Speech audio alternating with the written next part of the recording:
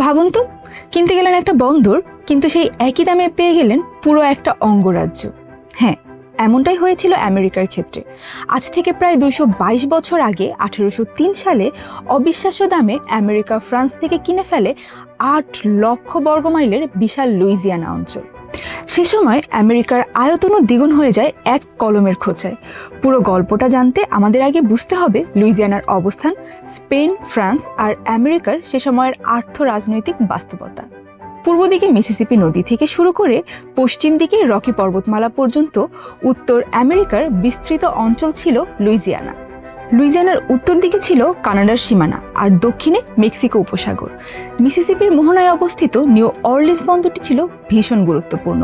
New Orleans হয়ে Mississippi গিয়ে মিশেছে মেক্সিকো উপসাগরে, যা পাড়ি দিয়ে সাধারণত যেতে হতো আরেকটি গুরুত্বপূর্ণ এলাকা সেন্ট ডমিঙ্গো, যা বর্তমানে হাইতিতে। সে সময় ওই অঞ্চলগুলোর সিংহভাগ বাণিজ্য হতো এই অরলিন্স বন্দরের মাধ্যমে। অর্থাৎ অরলিন্স বন্দরের নিয়ন্ত্রণ থাকার মানে হচ্ছে মিসিসিপি আর তার বাণিজ্যের নিয়ন্ত্রণ সম্পূর্ণ হাতের মুঠোয় থাকা। 1800 সালের আগে লুইজিয়ানা ছিল স্পেনের কাছে।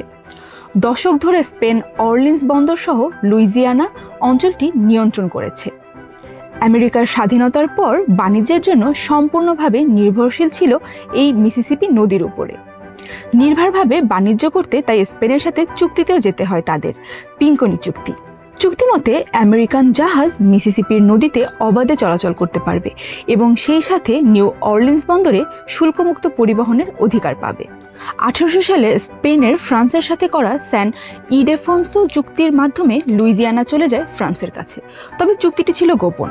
সে সময় কাগজে কলমে ফ্রান্স মালিক হলেও স্পেনই মূলত নিয়ন্ত্রক ছিল লুইজিয়ানার। তবে এই গোপন চুক্তি জনসম্মুখে আনা হয় 1802 সালের অক্টোবরে। এর কিছুদিন পর হঠাৎই পিঙ্কনি চুক্তি মেয়াদ শেষ মর্মে নিউ অরলিন্সের স্প্যানিশ প্রশাসক সেখানকার আমেরিকার প্রবেশাধিকার বাতিল করে দেন। সে সময় ফ্রান্সে চলছিল নেপোলিয়ান বোনাপার্টের শাসন।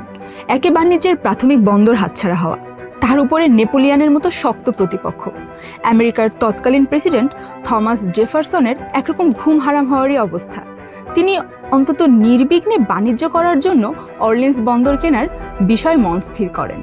যদি নাও কিনতে পারেন, তবে অন্তত যেন স্থায়ীভাবে বাণিজ্য করার অধিকারটুকু পান, সেটাই ছিল তার মূল লক্ষ্য। ওদিকে সাম্রাজ্যবাদী নেপোলিয়ান চেয়েছিলেন উত্তর আমেরিকার ফরাসি সাম্রাজ্য পুনঃস্থাপন করতে। সে সময় ফ্রান্সের সবচেয়ে ধনী ক্যারাবিয়ান উপনিবেশ ছিল সেন্ট ডমিঙ্গোতে। সেখানে উৎপাদিত হতো চিনিসহ বিভিন্ন মূল্যবান পণ্য। নেপোলিয়ানের পরিকল্পনা ছিল সেন্ট ডমিঙ্গোর জন্য কাঁচামাল যেমন খাবার, কাঠ, এমনকি সৈন্য সরবরাহ করা হবে লুইজিয়ানা থেকে। কিন্তু সেন্ট ডমিঙ্গোতে 1791 সালে শুরু হওয়া দাস বিদ্রোহ দমন করতে নেপোলিয়ান ব্যর্থ হয়। অর্থাৎ সেন্ট ডমিঙ্গো 1803 সালে এসে ফ্রান্সের হাতছাড়া হয়ে যায়। নেপোলিয়ান মনে করতেন সেন্ট ডমিঙ্গো ছাড়া লুইজিয়ানার আসলে তেমন কোনো মূল্য নেই।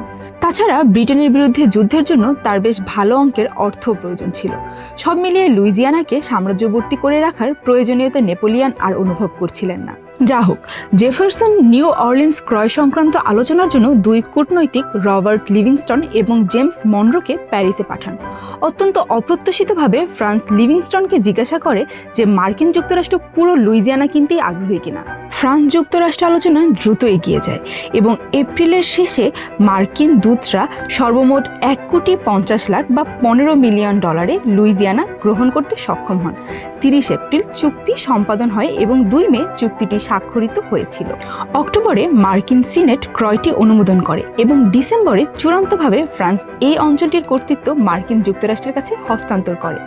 এভাবেই মার্কিন যুক্তরাষ্ট্র লুইজিয়ানার বিশাল অঞ্চলটি প্রায় 8 লক্ষ বর্গমাইলের জমি অধিগ্রহণ করে, যেখানে প্রতিটি একর জমির দাম পড়েছে মাত্র কয়েকটি সেন্ট।